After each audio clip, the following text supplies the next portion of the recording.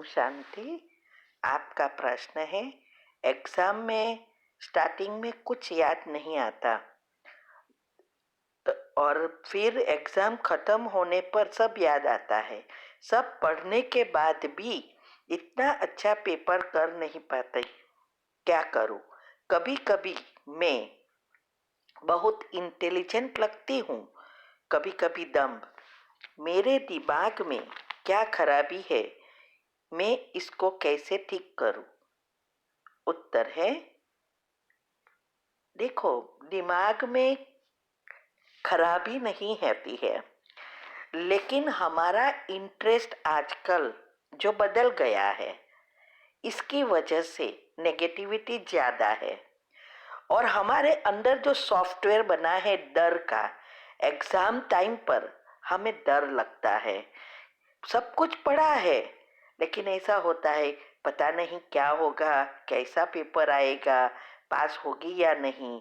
ये सब नेगेटिव बातें शुरू हो जाती है जो अंदर सबकॉन्शियस माइंड में पड़ा है, और इसीलिए उस समय वो नेगेटिव एनर्जी ऊपर आ जाती है, तो वो सब कुछ हमें ब्लैंक कर देती है डर की वजह से।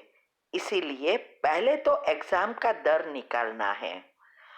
दूसरा, पढ़ते समय उसकी जो सबकॉन्शियस माइंड की जो भाषा है, उस भाषा में उसको इंस्ट्रक्शन देनी है। और साथ साथ ये भी सोचना है लास्ट में कि जो भी मैं पढ़ती हूँ वो सब मुझे याद रहता है और समय पर सब कुछ जल्दी जल्दी याद आता है। मैं एग्जाम से डर मुक्त हूँ, निर्भय हूँ। सुबह में उठकर 5 मिनट की जो कमेंट्री है, उसके बाद ये सम्मान की तरह डालना है कि मेरी याद शक्ति बढ़ गई है, मैं निर्भय हूँ और मुझे बहुत अच्छी तरह याद रहता है। इसकी मैंने विधि YouTube पर रखी है कि स्टूडेंट को पढ़ते समय कैसे पढ़ना है और याद रखना है। साथ साथ दिन भर में चेक करो कि आप ज्यादातर जब पढ़ने बैठते हो तो क्या आप वो सब कुछ आपको याद रहता है? क्या बहुत समय लगाते हैं? या सुबह में पढ़ते हो या रात को पढ़ते हो? ये सब पॉइंट्स चेक करो और मैंने जो विधि बताई है वो करना शुरू करो, तो आपका डर भी निकल जाएगा, नया सॉफ्टवेयर बनेगा। बाकी आप दम्भ नहीं हो, पहले ये भी माइंड से निकाल दो कि मैं कभी दम लगती हूँ, नहीं। आप होशियार है, यही सोचना है। और मुझे पता नहीं है आप कितने साल से ज्ञान में हो, क्या मेडिटेशन करते हो? क्योंकि मेडिटेशन आपको इस याद शक्ति बढ़ाने में बहुत मदद करेगी, एग्जाम में भी बहुत मदद करेगी। तो मेडिटेशन एक जीवन का भाग बना दो अगर आपको आगे बढ़ना है। और थोड़ा पढ़ा हुआ याद रह जाए, माना पढ़ना के समय कम और याद शक्ति ज्यादा, ऐसी अवस्था बनानी है तो पॉजिटिविटी बढ़ानी पड़ेगी और योग में आगे बढ़ना पड़ेगा। मेडिटेशन की कमेंट्री भी हमने रखी है बच्चों के लिए, स्टूडेंट के लिए। वो इंग्लिश में जो है वो रोज करनी है। सुबह में उठकर 5 मिनट की कमेंट्री रखी है, वो भी करनी है। तब आप अच्छी तरह से पेपर लिख सकोगी और डर निकल जाएगा। ठीक है? और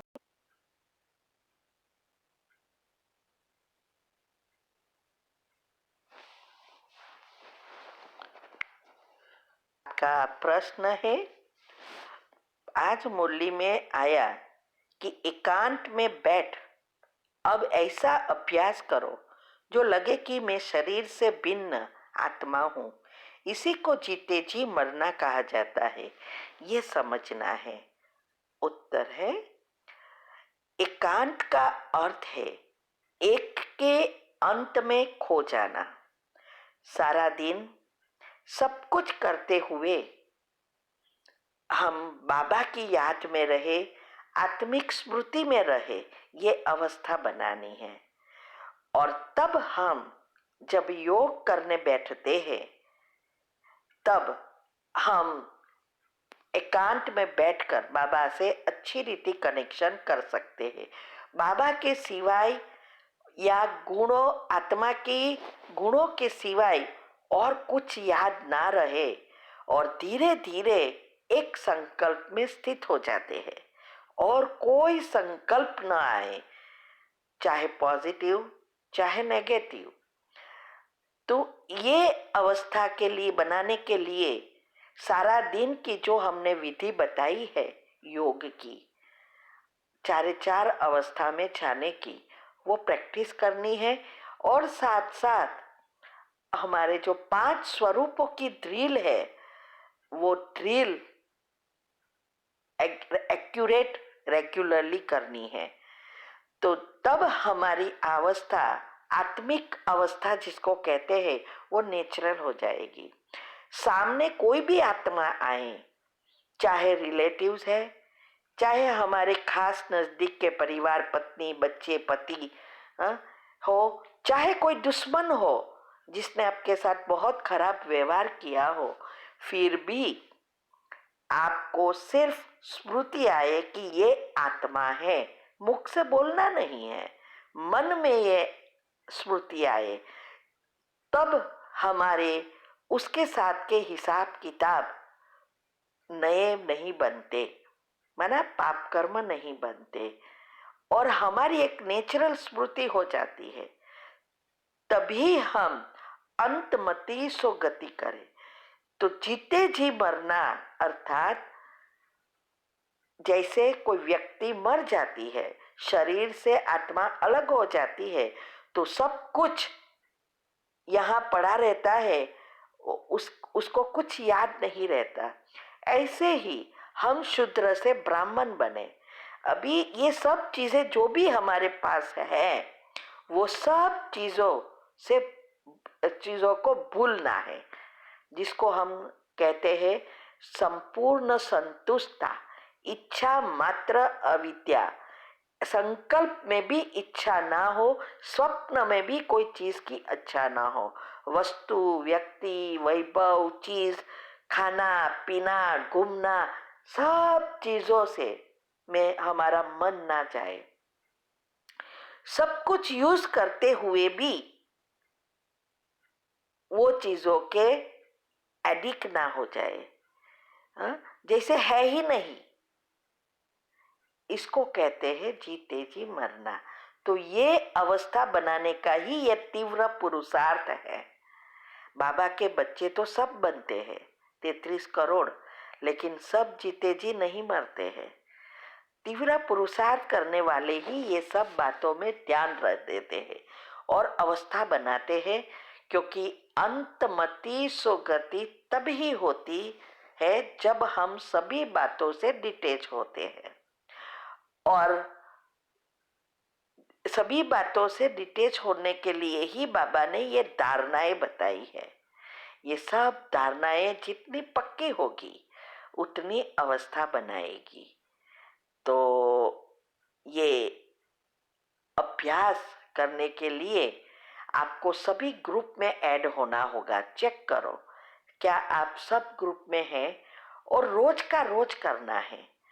दूसरा, जितने भी ग्रुप, आज लाखों ग्रुप खुले हैं, यूट्यूब पर भी लाखों करोड़ों टॉप चैनल हो खुल गई है, लेकिन हम अगर सब बातों को सुनते ही रहेंगे या पढ़ते ही रहेंगे तो कोई फायदा नहीं। उसमें डिलीट करने में, इसमें ही समय जाता है। इसीलिए ग्रुप चूज करो कि तीव्र पुरुषार्थ में कौन सा टॉपिक और कौन से ग्रुप, कौन सी चैनल काम आने वाली है, बस उसमें ही रहो, दूसरे में नहीं जाओ। ये सब करेंगे तब आपकी अवस्था बनेगी और अंतमति सुगति हो जाएगी। शरीर नहीं आत्मा हूं, वो आत्मिक दृष्टि स्मृति नेचुरल हो जाएगी। ठीक है। ओम शांति। आपका प्रश्न है, जैसे ज्ञान में मैं अकेले चल रहे हैं, कोई आपका साथ न दे रहा हो और सब अपने से चलते हैं, ऐसा क्या करे जिससे वो आत्मा ज्ञान में आ जाए? प्लीज कुछ बताइए। उत्तर है, देखो, हम भी ज्ञान में पक्के तो अकेले ही है, बाकी सब अभी सहयोगी बने हैं हमारे सकाश से। फिर भी हम यहाँ तक पहुंचे। तो सभी गृहस्थी में सब तो ज्ञान में नहीं चलेंगे, लेकिन हमें गृहस्थ में रहते योग युक्त युक्ति युक्त चलकर योग में पक्का बनना है। और योग में पक्का बनेंगे तो हम दूसरों के संस्कार परिवर्तन कर सकेंगे, हमारे कर्म के हिसाब किताब चुकतू कर सकेंगे और उसको सकाश देकर सहयोगी बना सकेंगे। ऐसा जरूरी नहीं है कि ज्ञान में आ जाए, ज्ञान में तो सब आने वाले हैं ही नहीं। हा? अगर वो ज्ञान में कल पहले आया होगा तभी आएगा, लेकिन सहयोगी जरूर बनेगा। तो इसके लिए हमारी ऑडियो आती है तीव्र पुरुषार्थ के रूप में, जो हम खुद करते हैं और ये सब फॉलो करके सब धारणाएं कैसे युक्ति युक्त घर में रह के करके यहाँ तक पहुंच गए, ये सब अच्छी रीति प्रैक्टिकल में लाना है। यूट्यूब पर बांडेलियों का भी क्लास रखा है, वो भी अच्छी रीति सुनकर पढ़ प्रैक्टिकल करना है। तो ये एक्यूरेट ग्रुप में जो कुछ आता है, हमने उसकी विधि भी बताई है यूट्यूब पर कि कैसे सब करना है।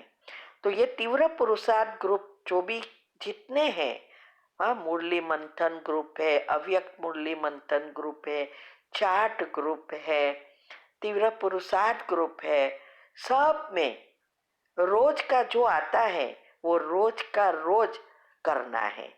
ऐसा नहीं सिर्फ सुन लिया और पढ़ लिया टॉपिक, नहीं, उसके मंथन में जाना है, समझने का प्रयत्न करना है, मन को कसना है। तब हम हमारी बुद्धि स्वच्छ पवित्र बनेगी, तब हम दूसरों के लिए सकाश देने के लायक बन सकेंगे और हम सबको, परिवार वालों को सहयोगी बना सकेंगे। इतना ही नहीं, हमारे सब सगे संबंधी भी सहयोग देंगे। पहले पहले बहुत कुछ प्रॉब्लम आएगा, लेकिन धीरे धीरे वाइब्रेशन से परिवर्तन कर सकते हैं। तो वो सब हमारे आता है, वो सब करो। ठीक है। ओम शांति।